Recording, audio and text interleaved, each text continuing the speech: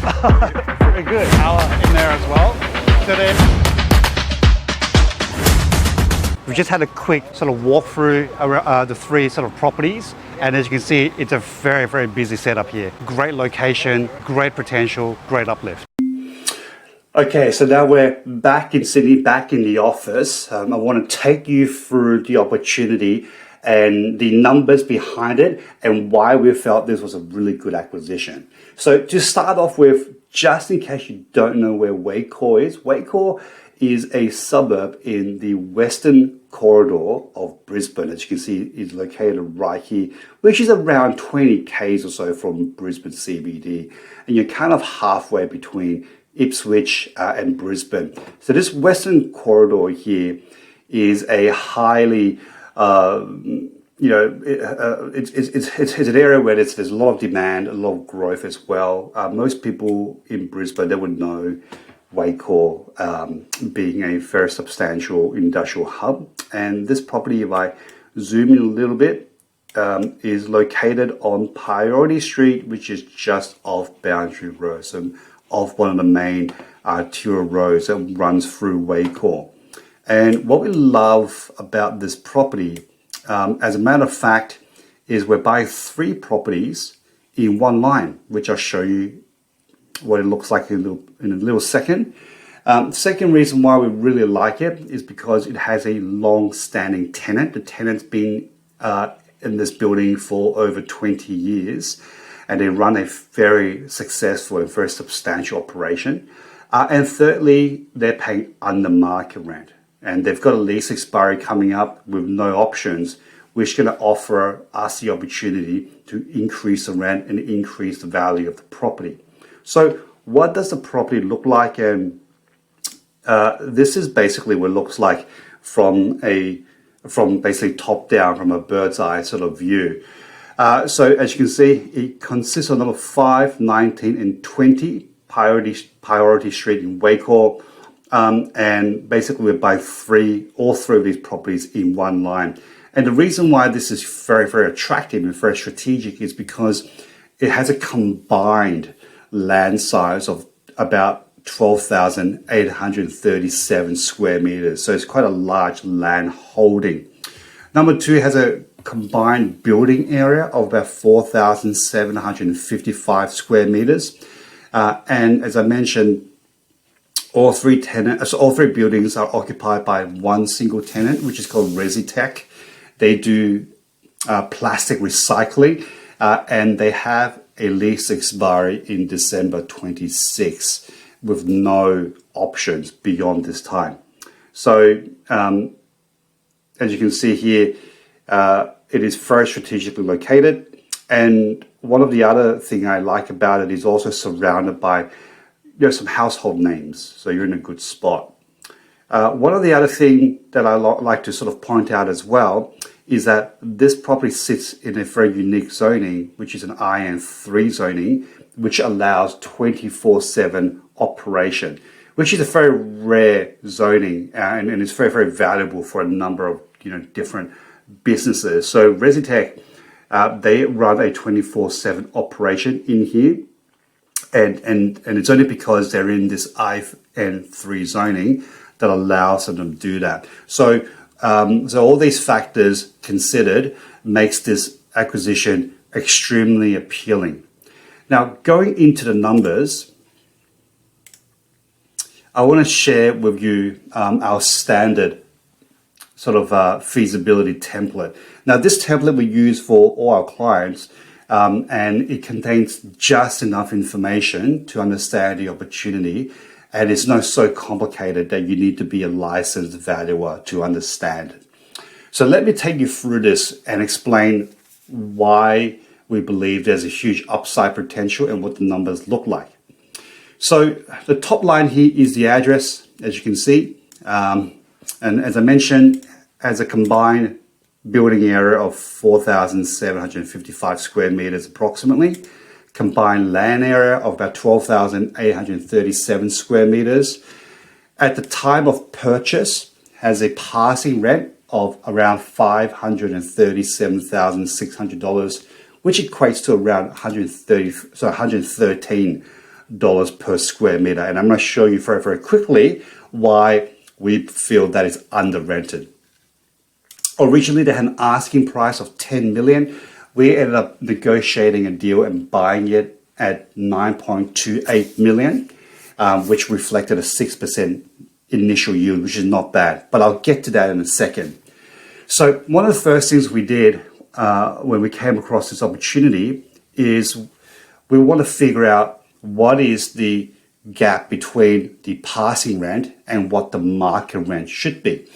So we spoke to a bunch of agents and they felt that the market rent at the time of purchase should be somewhere between $150 to $160 per square meter. So we wanted to get some evidence to support that, and this is basically what we've done. So at the time of purchase, these were the available leasing evidence that we could get. And mind you, the market in that location is very, very tight. So there hasn't been a lot of leasing activity above 1,000 square meters. However, we still were able to find enough evidence to suggest that the market rent is probably somewhere between $150 to $160 per square meter for a property in this location with the zoning and size. The next thing we did was we had a look at some sales comparables, and these are the sales comparables that we could come up with at the time of transactions over the last 12 months. So the key here is we want to figure out, all right, what is the average sort of rate per square meter of land and rate per square meter of build, and what are the sort of cap rates and yields for property that is similar in terms of size, location, and quality. So using all that information, we're able to formulate our view on what the market rent should be for this property and what the market price should be on a per square meter of land calculation, and what it should be worth on a per square meter of building calculation. So the market rent that we've adopted is between $150 to $160 per square meter. In terms of price per square meter of land calculation, somewhere between $1,000 and $1,200 per square meter. And in terms of price per square meter of building calculation, somewhere between $1,800 and $2,200 per square meter. So we ended up negotiating the deal down to $9.28 million. And that translated to a price per square meter of land calculation to $723 per square meter, which is below the market range. And the price per square meter of build calculation, about $1,952, which is on the lower end of the market range that we've adopted. So immediately we feel like we're buying this property at below market price, which is pretty much the case. So the next thing we look at is the tenancy schedule. Now, to be honest, there's not much to look at because there's only one tenant really, and they all have the same lease expiry, which is in December 2026. No options after the term, and they have a 3.1% annual increase year on year. Now, there has been one rental increase just prior to settling the property.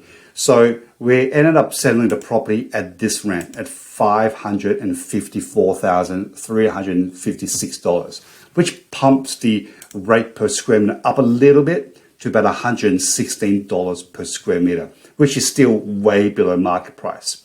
So with that in mind, we're trying to now analyze what is the upside potential. What is this property's full potential? So we're considering two things. We're considering one, what is the market rent if the property became vacant today or at the time of purchase? So at the time of purchase, if the tenant decides to move out for whatever reason, we should be able to then lease the property out to other tenants at between $150 to $160 per square meter net. Now, the tenant is responsible for all the outgoings. So that translates to an annual income of somewhere between $713,000 to about $760,000. So it's a significant increase, about a $200,000 increase from the base rent, or the initial rent, I beg your pardon. So that's the first consideration. The first consideration is, yep, there's immediate upside if the tenant does move out. And then the next thing we looked at is we want to get a sense of what the rents could be at the lease expiry, which is at the end of 2026. Now, based on all the research reports that we've read about the area, Jones Lang LaSalle research, CBRE research, and a bunch of other publications, we have a very positive outlook on the rental growth in this particular market. We are anticipating, based on the reports that we've read, double-digit rental growth over the next 3 to 4 years.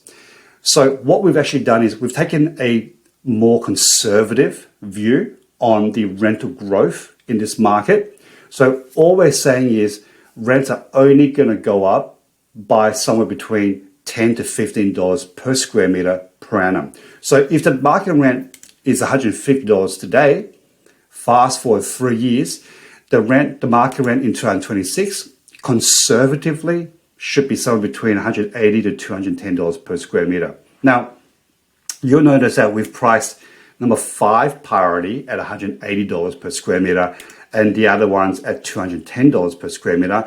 And that's just got to do with the size and the configuration of the buildings. So if we were to adopt this rent for 2026, which in my opinion is a very conservative rate, then the projected rent at the time should be at around $937,000. So just a little bit under $200 per square meter. Again, very conservative. So what does that all mean?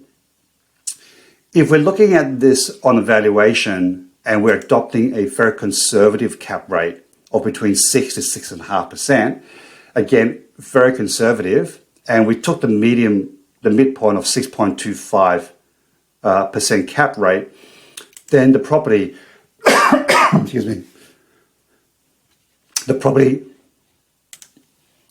okay, sorry about that. So if we look at the cap rate of somewhere between 6 to 6.25%, the property should be worth somewhere between $15 million to $15.6 million. So that's the upside. So if we're buying a property at $9.28 million and the upside potential is at $15.6 million, then there's pretty obvious upside. Now the question is, well, how much is it going to cost to hold the property and to do the rental uplift? So this is where this feasibility comes in. So these are the numbers that we've adopted. So first of all, that's the acquisitions price. So $9.28 million. There's a bunch of stamp duty that's payable for it. There's some closing costs, so legal fees, primarily legal fees and building inspection. And there's some consulting fees and acquisition fees associated with the purchase as well. So the total acquisitions cost of this property is $9.9 million. Now, we are assuming that Resitech will stay on after this lease expiry because they've been in the building for so long already. And for them to relocate to another building, it's going to cost them a lot of money and massive business disruption. And they probably end up having to pay the market rent in another building anyway. So we have a very positive view that Resitech will stay as tenants, but based on the feasibility, we're going to look at the worst case scenario. So worst case scenario is where Resitech's going to move out. Okay, so that's worst case scenario. If Resitech moves out, then we need to find a replacement tenant. And in doing so, we'll incur some costs. So we're going to incur some leasing fees that we have to pay to a local agent. We'll probably incur some incentives for a new tenant to come in. We've estimated that we'll probably need to account for somewhere between 3 to 6 months vacancy. So there'll be 6 months worth of outgoings that we'll probably need to account for. And there'll be some holding costs in terms of over the next 3.5 years. There'll be some holding costs in terms of interest payments. But the good thing is we've got 3 years worth of rental payments guaranteed that's coming in as well. So a lot of that leasing cost will be offset by rental payments that we're receiving from Resitec. So the total leasing campaign, if we had to replace the tenant, is going to cost us about $272,000 net. So the total cost of doing this rental uplift, including purchasing the property and the rental campaign, or the rental leasing campaign, is just a fraction over $10 million. And if we could come up at the end with a valuation of $15.6 million, again, in my opinion, is a conservative amount. We're going to sit on a net profit of just shy of $5.5 million. That's about a 53% profit margin based on costs. Okay, it's a 53% profit margin based on costs, which can be realized within 3 years' time. Now, if Resitec does stay, then a lot of these costs will actually go away. We'll probably save ourselves a few $100,000, and the net profit will go up, and so will the net profit margin go up as well.